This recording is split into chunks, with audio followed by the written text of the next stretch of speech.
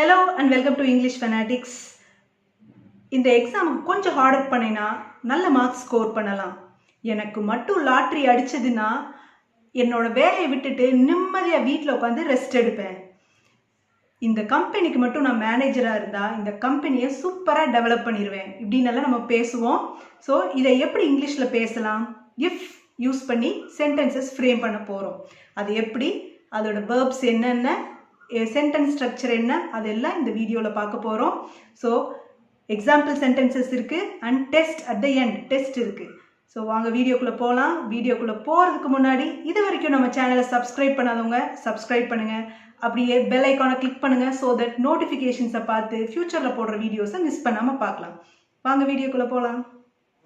If class அப்படின்னு சொல்கிறோம், இல்லைனா கண்டிஷனல் கிளாஸ் அப்படின்னு சொல்கிறோம். ஃபர்ஸ்ட் கிளாஸ்னால் என்ன அப்படின்றத தெரிஞ்சுக்கலாம். கிளாஸ்னா என்ன அப்படின்னா, யூ ஆர் மை ஃப்ரெண்ட், இது கூட ஒரு கிளாஸ் தான். ஒரு சப்ஜெக்ட் இருக்குது, யூ அப்படிங்கிற ஒரு சப்ஜெக்ட் இருக்குது. R my friend verb and இது இருக்குது, அது ப்ரெடிகேட் அப்படின்னு சொல்லுவோம். ஸோ சப்ஜெக்ட் அண்ட் ப்ரெடிகேட் செஞ்சது ஒரு கிளாஸ் தான். தட் மீன்ஸ் ஒரு சென்டென்ஸே ஒரு கிளாஸ் தான். இன்கம்ப்ளீட் சென்டென்சஸும் கிளாஸ் தான். அதுலேயும் வந்து சப்ஜெக்ட் வேர்ப் எல்லாம் இருக்கும். ஸோ இஃப் கிளாஸ் வந்துட்டு அதுக்கு ஒரு best example. If you study well you will score good marks. ஏற்கனவே சொன்னேன் இல்லையா, நீ நல்லா படிச்சீங்கன்னா நல்ல மார்க்ஸ் ஸ்கோர் பண்ணலாம் அப்படின்னு சொல்லிட்டு. இஃப் யூ ஸ்டடி வெல் அப்படின்னு இருக்கு இல்லையா, அது வந்துட்டு சபார்டினேட் கிளாஸ் அப்படின்னு சொல்லுவோம். ஏன்னா அது வந்து பாருங்க, நீ நல்லா படிச்சீனா அப்படின்னு இருக்கு, அந்த சென்டென்ஸ் கம்ப்ளீட் ஆகலை. அப்போ பின்னாடி வேற ஏதோ சென்டென்ஸ் வந்தாதான் அந்த சென்டென்ஸ் வந்து ஒரு கம்ப்ளீட் ஆகும் இல்லையா. அப்போ you will score good marks அப்படின்ற பின்னாடி இன்னொரு சென்டென்ஸ் வந்தால் தான் இந்த சென்டென்ஸ் வந்து கம்ப்ளீட் ஆகும். ஸோ பின்னாடி வர்ற சென்டென்ஸை பாருங்க, you will score good marks அப்படின்னு இருக்கு. ஸோ அந்த சென்டென்ஸை மட்டும் பார்த்தா it has a complete meaning இல்லையா. You will score good marks, நீ நல்ல மார்க் வாங்குவ. ஸோ சென்டென்ஸ் கம்ப்ளீட் ஆயிடுச்சு. ஸோ இது வந்து மெயின் கிளாஸ். அப்போ முன்னாடி இருக்கிறது subordinate clause or dependent clause அப்படின்னு சொல்லுவோம். மெயின் கிளாஸை வந்து இண்டிபெண்டன்ட் கிளாஸ்ன்னு சொல்லுவோம். ஏன்னா அது தனித்து நிற்கும், அதோட சப்போர்ட் இல்லாமல் நிற்கும். பட் இஃப்ன்னு வர்ற அந்த சென்டென்ஸ் பார்த்தீங்கன்னா அதை வந்து சபார்டினேட் கிளாஸ் இல்லைனா டிபெண்டன்ட் கிளாஸ் அப்படின்னு சொல்லுவோம். அது வந்து மெயின் கிளாஸை டிபெண்ட் பண்ணி இருக்கும். அதோட சேர்ந்து வந்தால் மட்டும்தான் ஒரு மீனிங்ஃபுல் சென்டென்சஸாக வந்து அது இருக்கும். ஸோ அதுதான் வந்து கிளாஸ். கிளாஸ்னா incomplete sentence, group of words. It has subject verb எல்லாமே இருக்கும். ஸோ அது கம்ப்ளீட் சென்டென்ஸாகவும் இருக்கலாம், இன்கம்ப்ளீட் சென்டென்ஸாகவும் இருக்கலாம். லுக் அட் த டேப்லர் காலம். இந்த டேப்லர் காலமில் பார்த்தீங்கன்னா 3 டைப்ஸ் இருக்குது. First condition, second condition, third condition. 3 conditions வந்து அதில் இருக்குது. ஃபர்ஸ்ட் கண்டிஷன்ஸில் வேர்ப் எப்படி இருக்கும்னா, இஃப் வரும், சப்ஜெக்ட் வரும், அதுக்கப்புறம் சிம்பிள் ப்ரெசன்ட் டென்ஸ் வேர்ப் வரும். அந்த பின்னாடி வர மெயின் கிளாஸில் பார்த்தீங்க அப்படின்னா சப்ஜெக்ட் வரும், அதுக்கப்புறம் வில் ப்ளஸ் வேர்ப் 1 வரும். ஸோ அதனால தான் நான் வந்து ஷார்ட்டாக என்ன பண்ணிட்டேன் அப்படி எழுதிட்டேன். சிம்பிள் ப்ரெசன்ட் வரும், அங்கே மெயின் கிளாஸில் வந்துட்டு வில் ப்ளஸ் வேர்ப் 1 வரும். டைப் 2ல் பார்த்தீங்க அப்படின்னா சிம்பிள் பாஸ்ட் டென்ஸ் வரும், அண்ட் அங்கே வந்து மெயின் கிளாஸில் வுட் ப்ளஸ் வேர்ப் 1 வரும். அண்ட் டைப் 2லேயே பார்த்தீங்கன்னா வேர் வரணும். எப்படி வேர் வரும்னா, சப்ஜெக்ட் வந்து ஐ, ஹீ, ஷீ எதா இருந்தாலும் அங்கே வேர்ப் வந்து வேர் தான் வரும். அது வந்து இம்பாசிபிள் கண்டிஷன். அது என்ன அப்படின்னு சொல்கிறேன். அங்கேயும் அப்பையும் மெயின் கிளாஸில் வுட் ப்ளஸ் வேர்ப் 1 தான் வரும். அண்ட் டைப் 3ல பார்த்தீங்க அப்படின்னா past perfect tense. Past perfect டென்ஸோட வேர்ப் ஸ்ட்ரக்சர் என்ன, had plus verb 3. verb 3னா past participle verb. so had plus verb 3 வரும். மெயின் கிளாஸில் would have plus verb 3 past participle வரணும். சரியா, இதுதான் வந்துட்டு டேப்லர் காலம். ஒரு ஷார்ட்டாக வேர்ப்ஸ் எப்படி வரும் அப்படிங்கிறதுக்காக, ஒரு நாலேஜ்க்காக இது கொடுத்துருக்கேன். ஸோ நெக்ஸ்ட் பாருங்கள், நம்ம எக்ஸாம்பிள்ஸ் பார்க்கலாம். அந்த இஃப்பை வந்து எப்போ யூஸ் பண்ணலாம், இந்த மாதிரி சென்டென்சஸை டைப் 1, 2, 3 இந்த 3 டைப்ஸையும் எப்போ எந்த மாதிரி சுச்சுவேஷனில் யூஸ் பண்ணலாம் அப்படின்னு சொல்லிட்டு நம்ம பார்க்கலாம். டைப் 1 பாருங்க, அதை வந்துட்டு கண்டிஷனல் கிளாஸ். அதாவது வந்துட்டு இஃப் கிளாஸே வந்து பார்த்தீங்கன்னா ஒரு கண்டிஷனல் கிளாஸ் அப்படின்னு தான் சொல்லுவோம். என்ன அப்படின்னா, ஃபர்ஸ்ட் இஃப் கிளாஸ் பாருங்க, ஒரு கண்டிஷன். மெயின் கிளாஸ் வந்து அதனோட result. If you work hard you will win அப்படின்னு இருக்குன்னா, இஃப் யூ ஒர்க் ஹார்ட் வந்து கண்டிஷன், நீ நல்லா ஒர்க் பண்ணைனா, ஹார்ட் ஒர்க் பண்ணைனா அப்படின்னு இருக்கு. ஸோ அதனோட ரிசல்ட் என்னவா இருக்கும், யூ வில் பாஸ், நீ வந்து பாஸ் ஆயிடுவ அப்படின்னு சொல்லிட்டு அதனோட ரிசல்ட். அதுதான் கண்டிஷனல் கிளாஸ் அப்படின்னு சொல்லி அதுக்கு பேர். ஸோ ஃபர்ஸ்ட் சென்டென்ஸ் பாருங்க, if I run fast I will win the race அப்படின்ட்டு இருக்கு. நான் வேகமாக ஓடுனேன்னா நான் ரேஸை வின் பண்ணிடுவேன் அப்படின்னா, இப்போ நான் ரேஸில் கலந்துக்க போகிறேன், இப்போ கலந்துட்டு இருக்கேன். ஸோ இந்த ரேஸில் நான் வேகமாக ஓடுனேன்னு சொன்னால் நான் வந்து இந்த ரேஸில் வின் பண்ணிடுவேன் அப்படின்னு சொல்லி ப்ரெசண்ட்டில் இப்போ நடந்துட்டுருக்கு.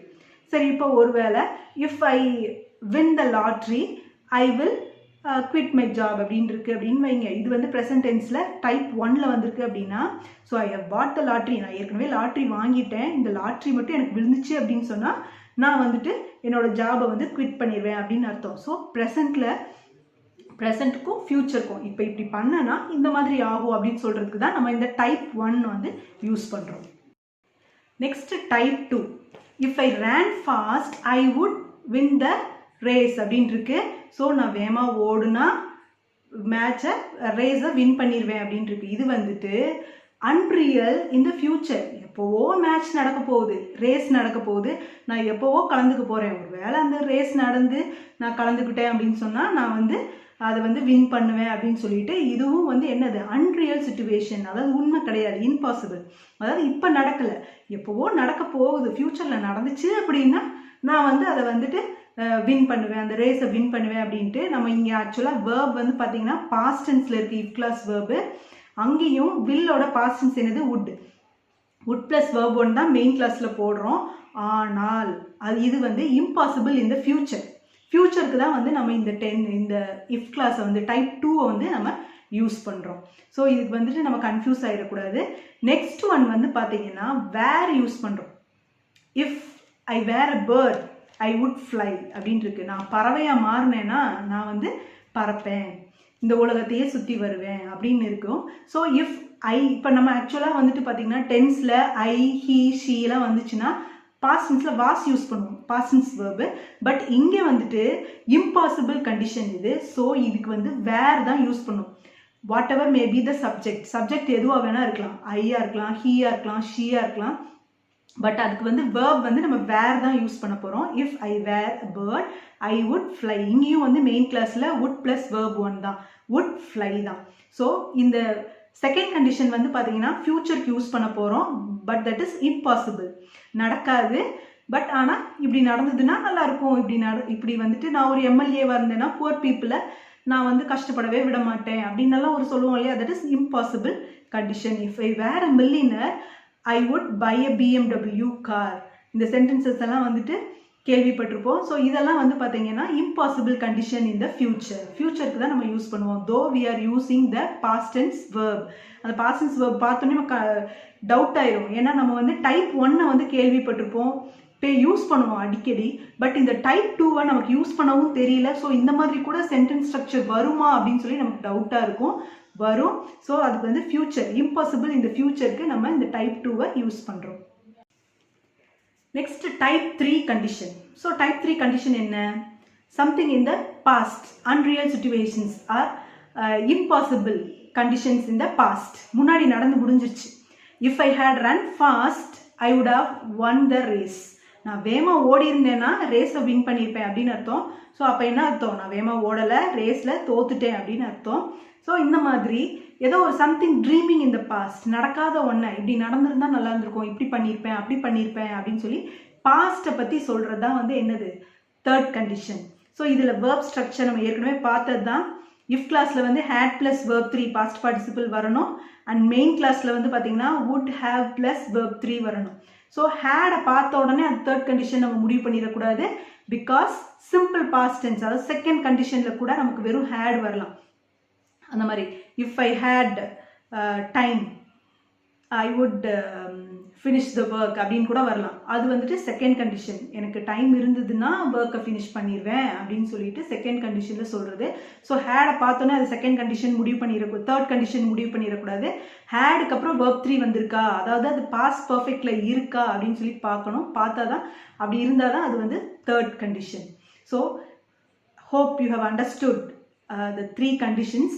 நெக்ஸ்ட் இன்னொரு கண்டிஷன் இருக்கு. அது என்னது அப்படின்னா ஜீரோ கண்டிஷன். என்னது ஜீரோ கண்டிஷன் அப்படின்னா if clause and main clause both will be in the same tense, simple present டென்ஸில் இருக்கும். So that is a real one. ரியல்னா என்ன? இப்போ நான் ஒரு கண்ணாடி டம்ளரை கீழே போடுறேன், அது என்ன ஆகும்? கண்டிப்பாக அது உடைய போகுது, அதில் எந்த ஒரு டவுட்டுமே கிடையாது. So that is zero condition, the something real. So if the glass falls down it breaks. So ரெண்டுமே என்னவா இருக்கும், சிம்பிள் ப்ரெசண்ட்டில் இருக்கும். if you are happy I am happy. நீ ஹாப்பியாக இருந்தால் நானும் ஹாப்பியாக இருப்பேன். ஸோ இது வந்து சம்திங் ரியல். சரியா? இது வந்து அப்போது இஃப் கிளாஸ்லேயும் சரி மெயின் கிளாஸ்லேயும் சரி ரெண்டுலேயுமே வந்துட்டு சிம்பிள் ப்ரெசண்ட்லேயே இருக்கும். So that's it. ஸோ நம்ம இப்போ வந்து எக்ஸசைசஸ் டெஸ்ட்டுக்கு போயிடலாம், டெஸ்ட் செஷன் போயிடலாம். கொஸ்டின்ஸ் எல்லாம் ரீட் பண்ணுங்கள், ரீட் பண்ணிவிட்டு பாஸ் பண்ணிவிட்டு ஆன்சர் பண்ணுங்கள். நெக்ஸ்ட் வந்து உங்கள் ஆன்சர் கரெக்டாக இருக்கான்னு நீங்கள் வீடியோ ப்ளே பண்ணி செக் பண்ணுங்கள்.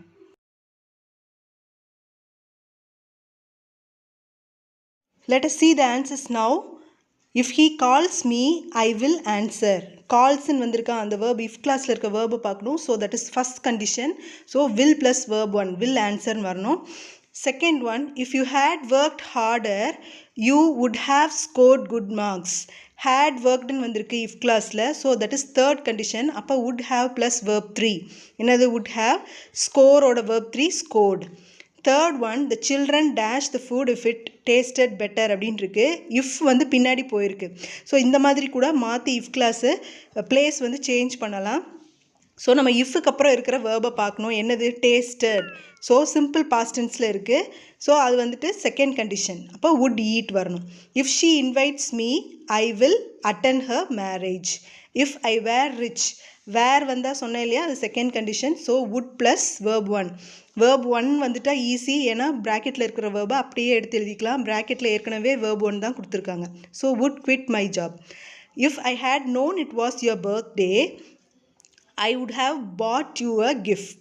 had known வந்திருக்கு if classல. So third condition. So would have, buy ஓட verb 3 வந்து bought. if the weather improved our crops would flourish. weather improved இருக்கு second condition. if you hadn't lied to me before I would have believed you. So third condition. hadn't lied அப்படின்னு இருக்கு. So நெகட்டிவாக வந்திருக்கு, அவ்வளோதான். Third condition. if it rains on Saturday we will cancel the trip. First condition.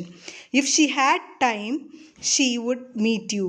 இது வந்துட்டு second condition. நான் already சொன்னேன், ஹேடுக்கு அப்புறம் verb 3 வந்தால் மட்டும்தான் அது தேர்ட் கண்டிஷன். வெறும் ஹேட் மட்டும் வந்திருக்கு அப்படின்னா அதுக்கப்புறம் verb வரலைன்னா அது வந்து simple past tense verb. So second condition, அதனால் would meet தான் வரும். hope your answers are right. இது வரைக்கும் நம்ம சேனலை சப்ஸ்கிரைப் பண்ணாதவங்க சப்ஸ்கிரைப் பண்ணுங்கள் அண்ட் மறக்காமல் பெல் ஐக்கானை கிளிக் பண்ணுங்கள். தேங்க்ஸ் ஃபார் வாட்சிங் English Fanatics. Keep supporting as.